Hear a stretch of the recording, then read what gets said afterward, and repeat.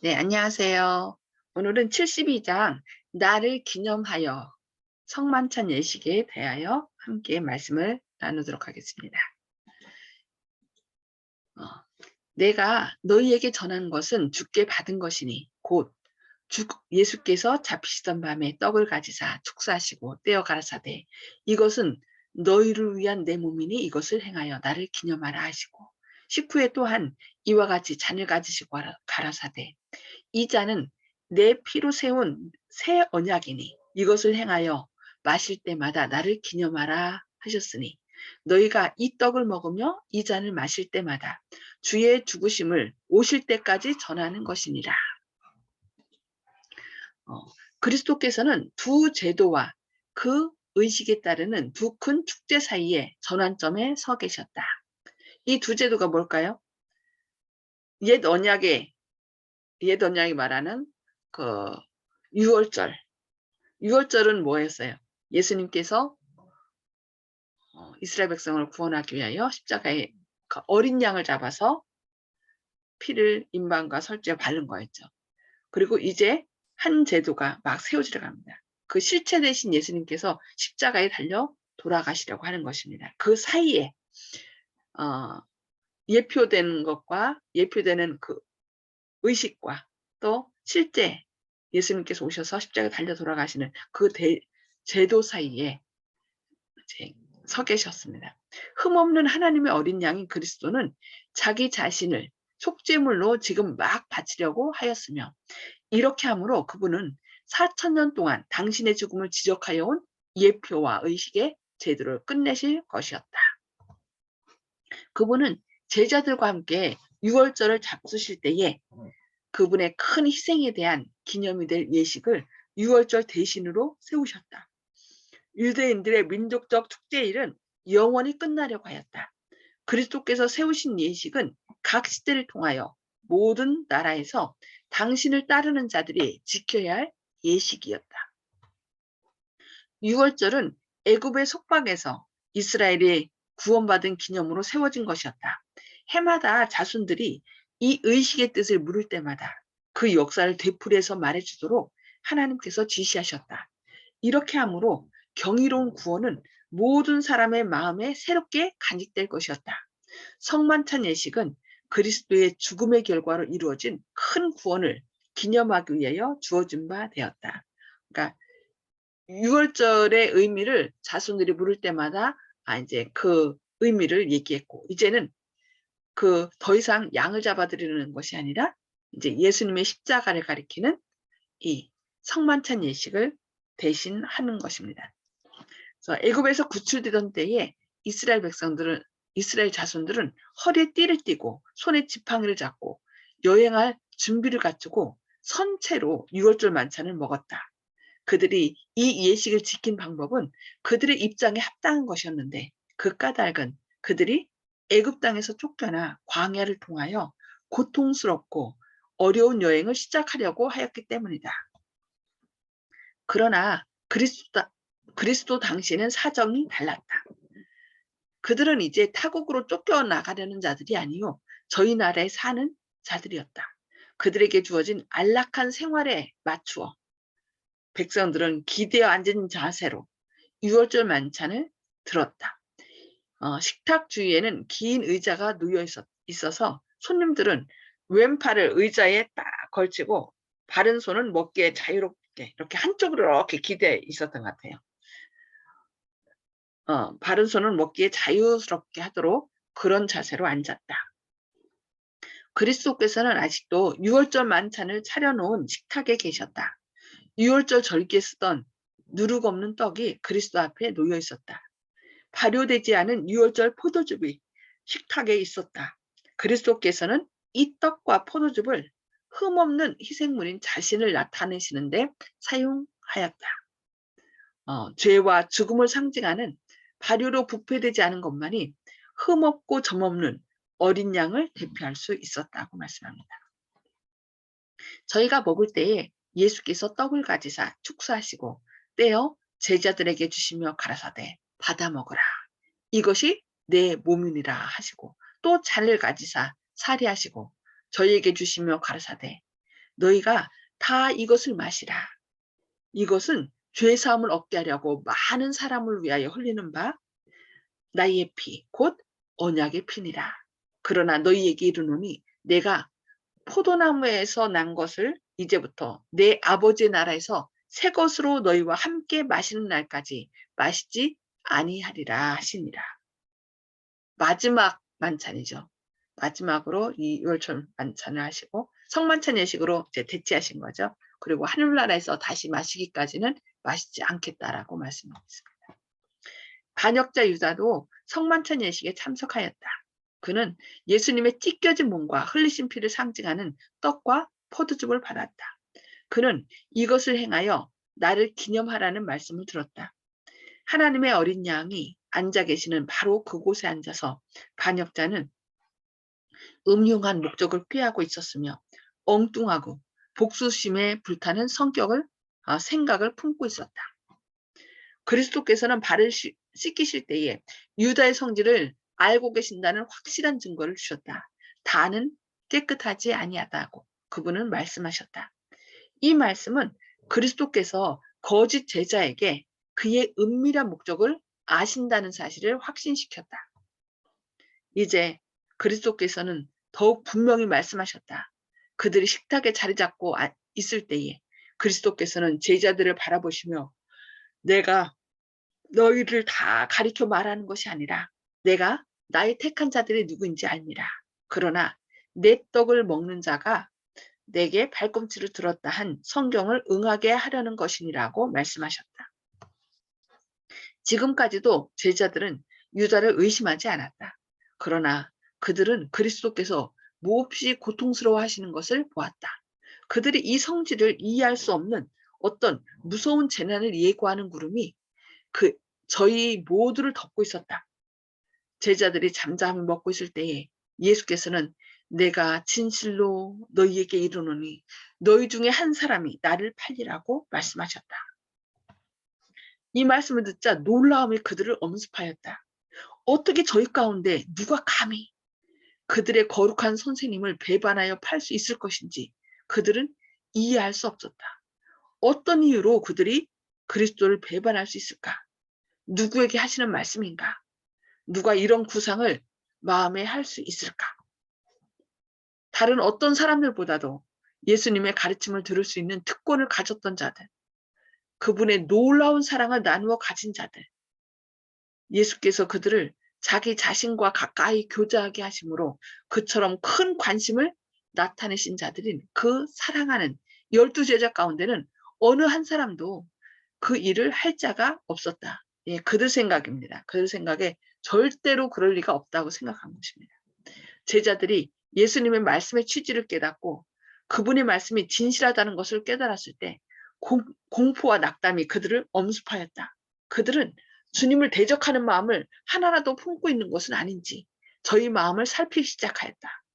극히 괴로운 심정으로 하나하나 차례로 주여 내니까 하고 물었다. 그러나 유다는 말없이 앉아 있었다.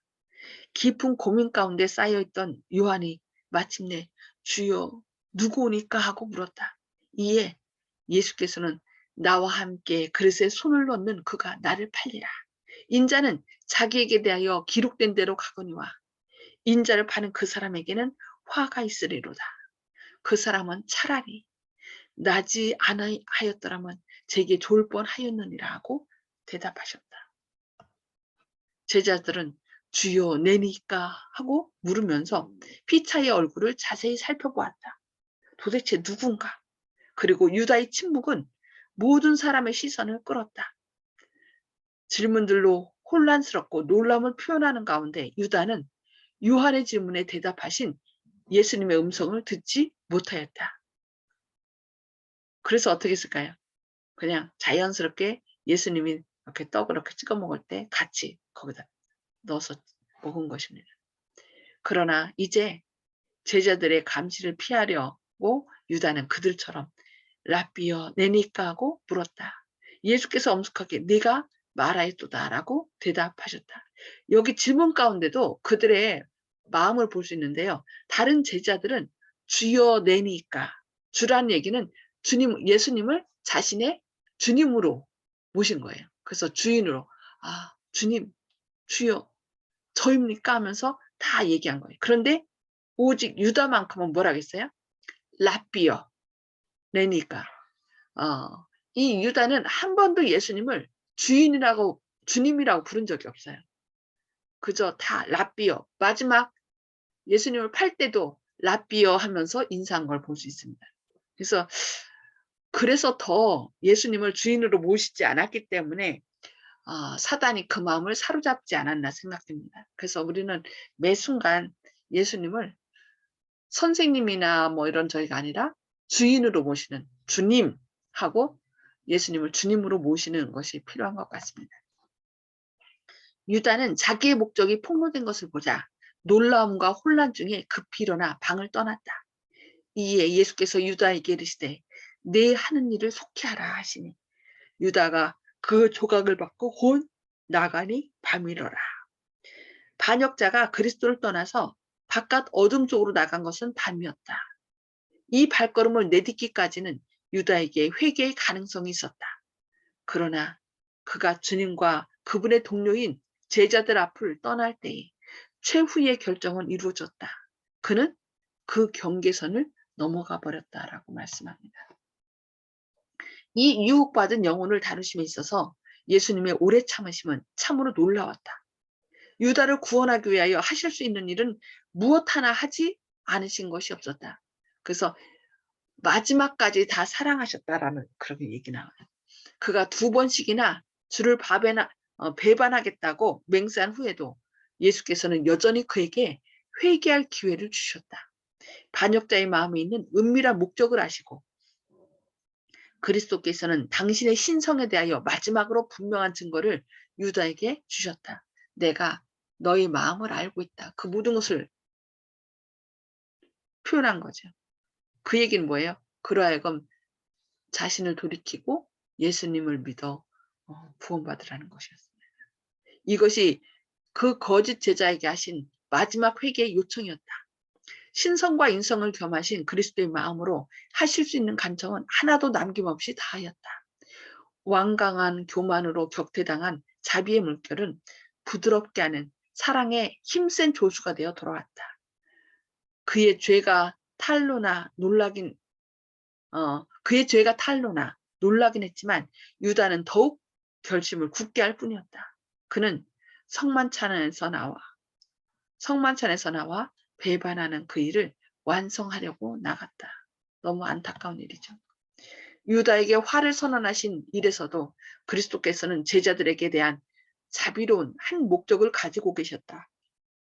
그런 거로 그분은 자기가 메시아라는 최고의 증거를 그들에게 주셨다.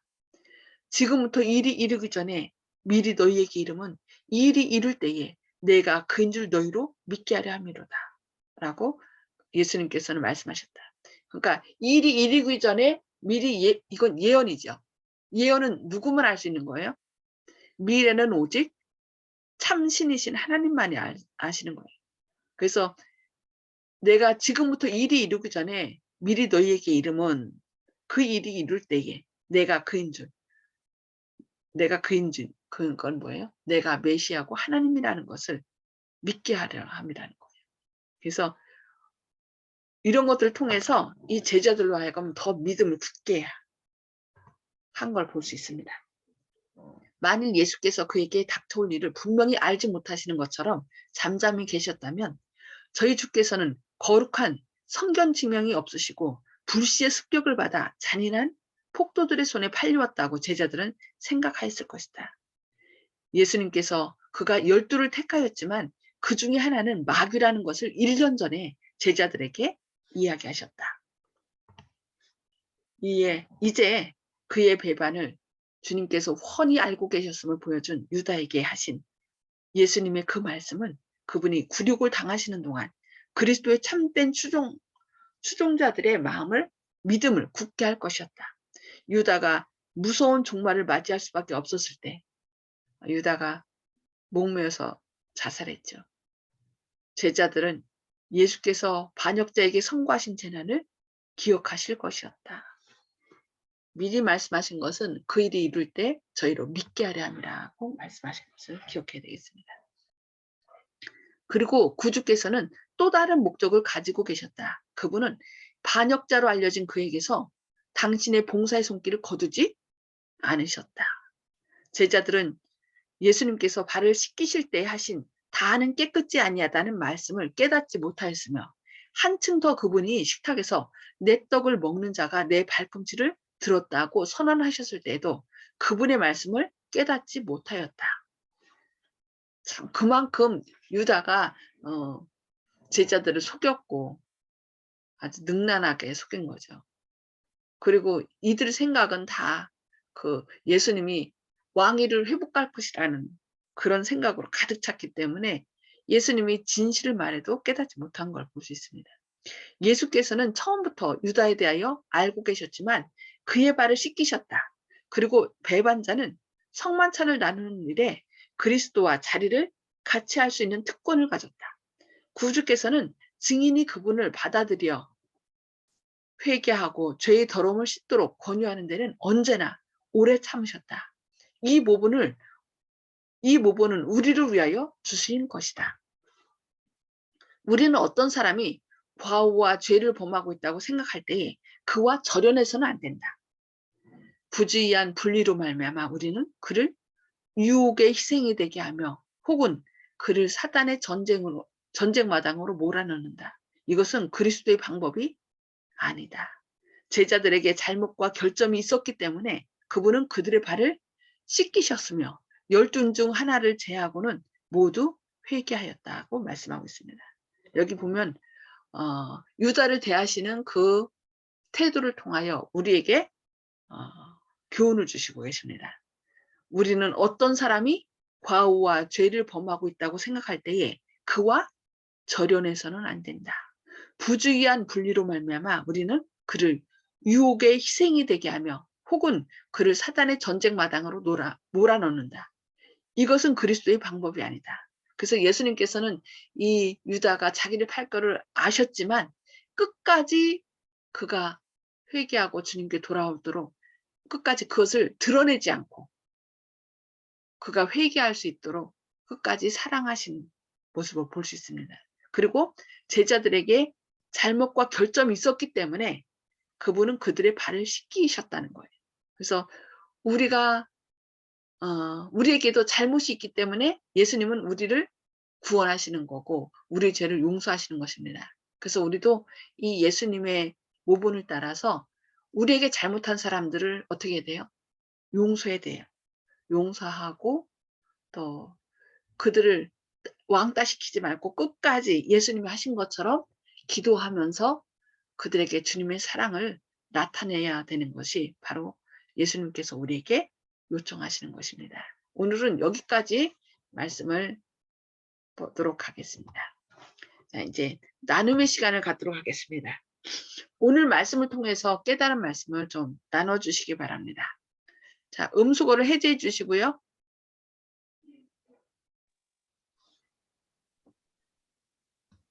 네. 오늘 어느 분부터 말씀을 나눠주실까요? 조영식 형제님? 예, 적은 항상 내부에 있다고 생각하고요. 교회 내에서 배도한 세력이 일어난다는 말 그런 것 같습니다. 그리고요, 한 가지 제가 궁금한 게 있어서 여쭤보려고 그러는데, 예. 이상에 관한 문제에 대해서 예? 몇 번째 하다가 말을 안 들으면은 모른 체하고 상대하지 말란 그 성경 말씀 있지 않습니까? 예.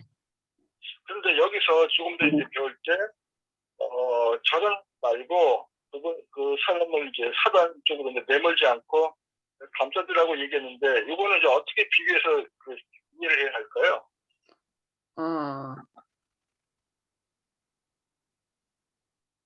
그 요한 1서에 나오는 말이죠.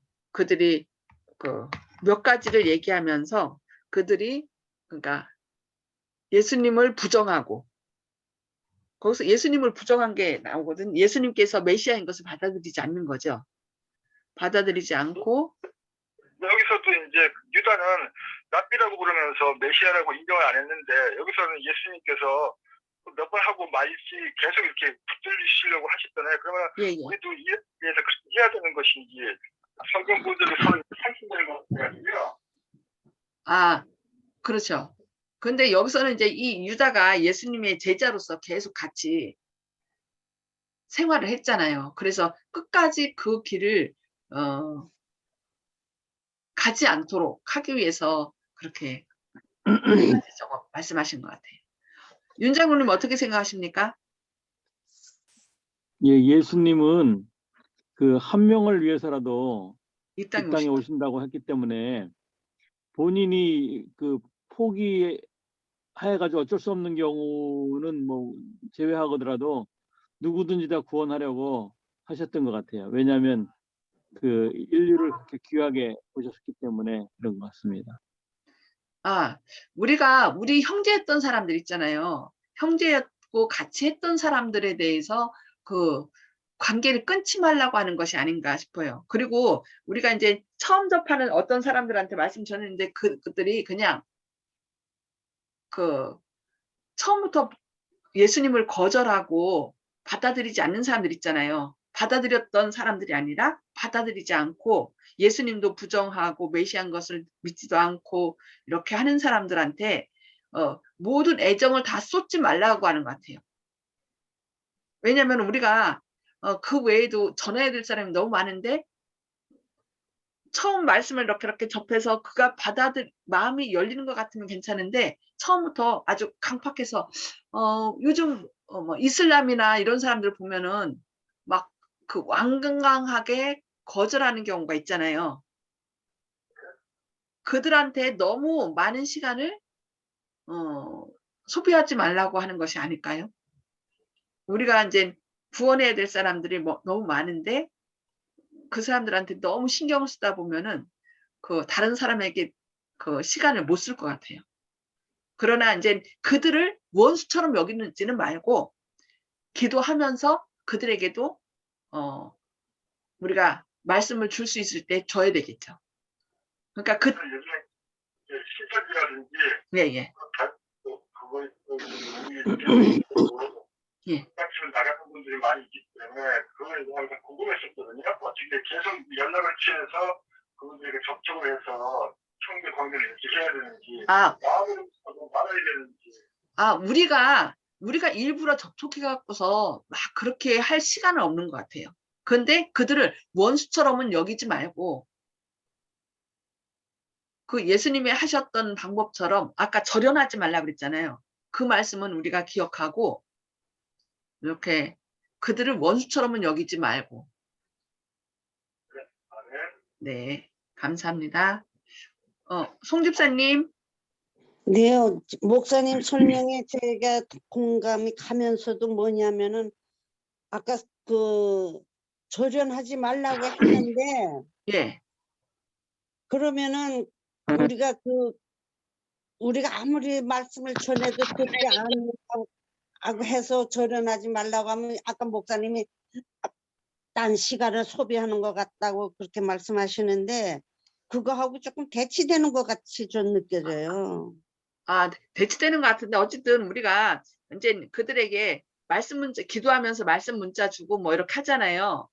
네. 예, 그런 거는 괜찮은데 그들이 끝까지 나 예수님 안 믿어. 뭐 그러면서 뭐 완강하게 할 때는 우리가 그 사람에게 너무 시간을 치중하면은 좀 안 되지 않을까 싶어요. 왜냐면은 예. 예수님은 그래도 유다를 위해서 끝까지 사랑하시고 하셨잖아요.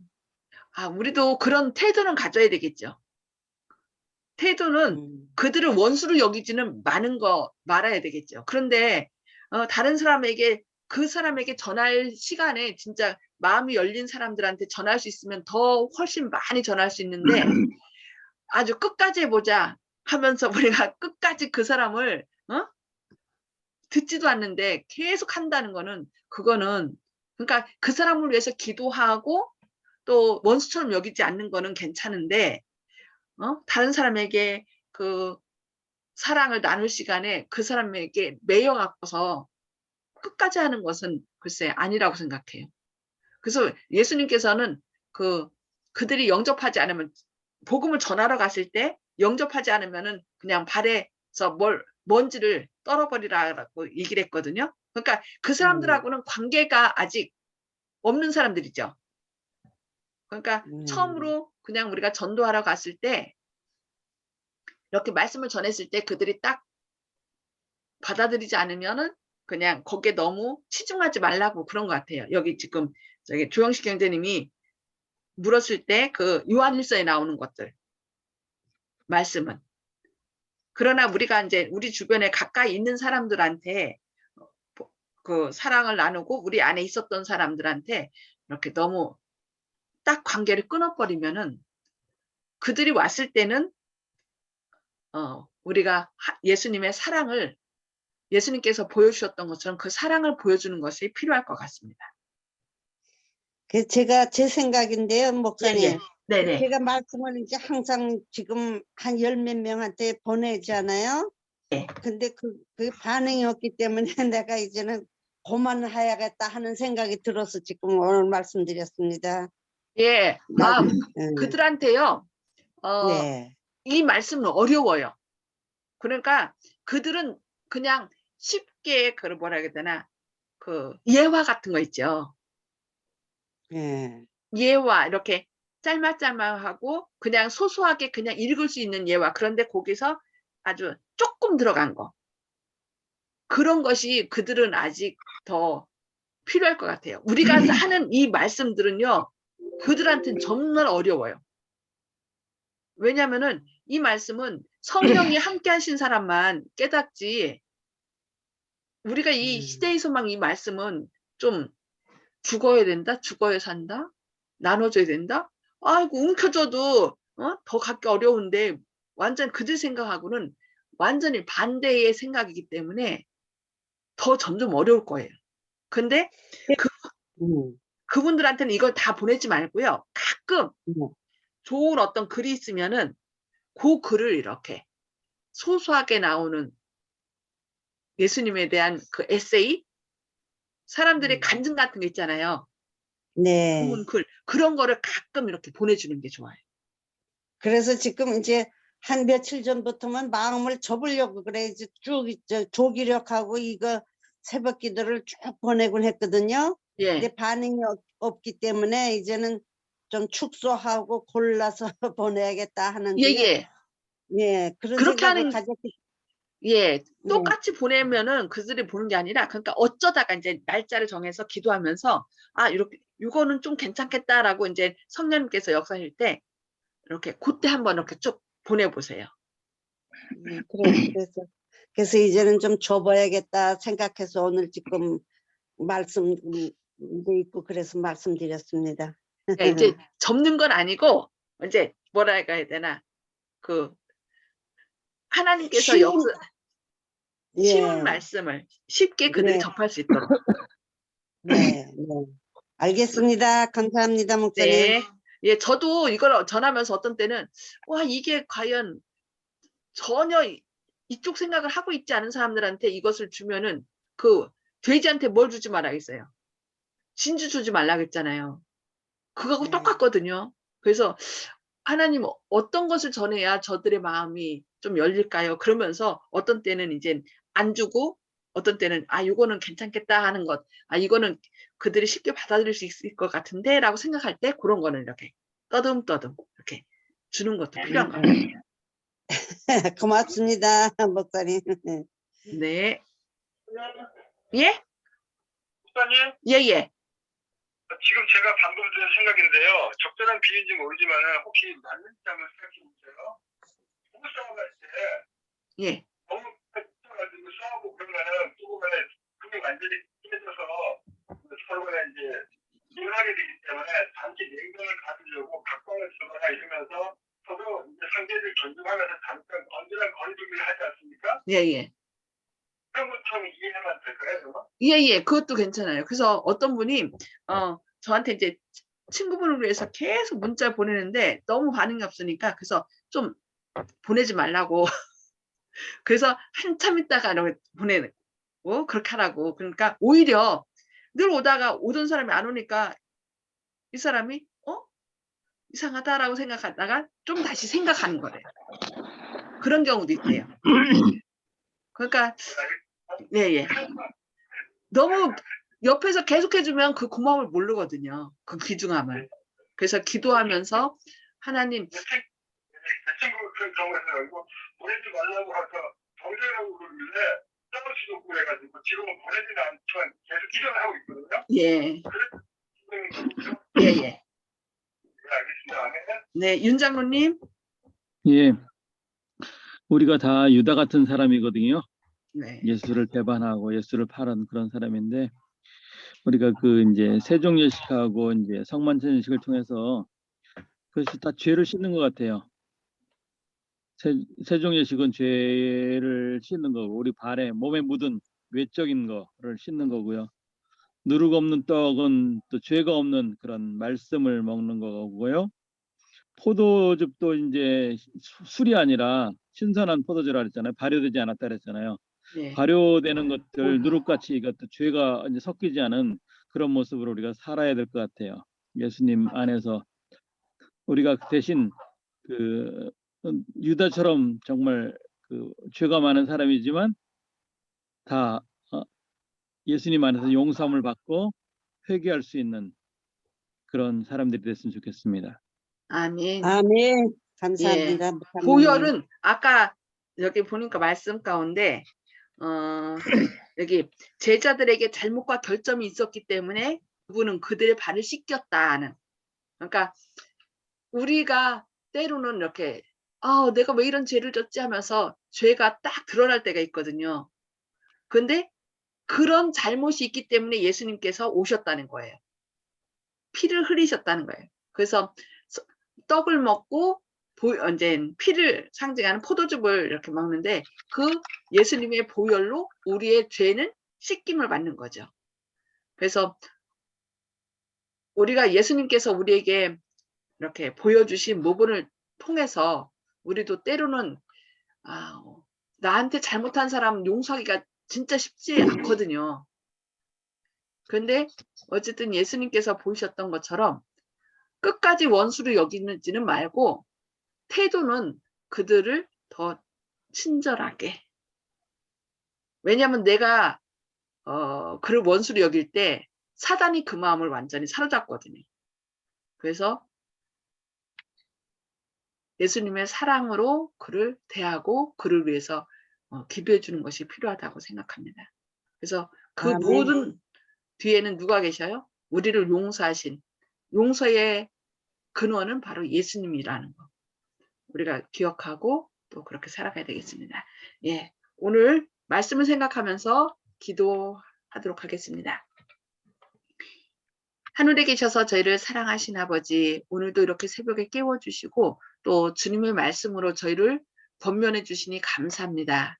주님, 저희를 죄로부터 구원하기 위하여 이 땅에 오셔서 십자가에 달려 몸이 찢기시고 피를 흘리심으로 저희의 모든 죄악을 용서해 주신 주님의 놀라운 사랑을 인하여 감사합니다. 주님, 아멘. 끝까지 유다를 포기하지 않으시고 그가 회개하도록 끝까지 사랑을 나타내신 주님의 놀라운 사랑을 본받기를 원합니다. 저희 안에 주님 주인으로 역사하셔서 저희에게 잘못한 사람들을 용서하게 하시고 또 혹 우리가 잘못하여 사람들의 마음을 또 아프게 했다면 용서를 비는 저희들이 되게 하여 주시옵소서.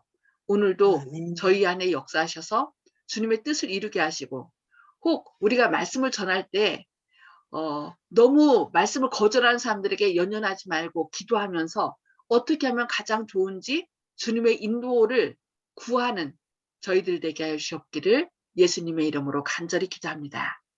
아멘. 아멘. 감사합니다. 오늘도 주님의 크신 역사가 함께 하시기를 기도합니다.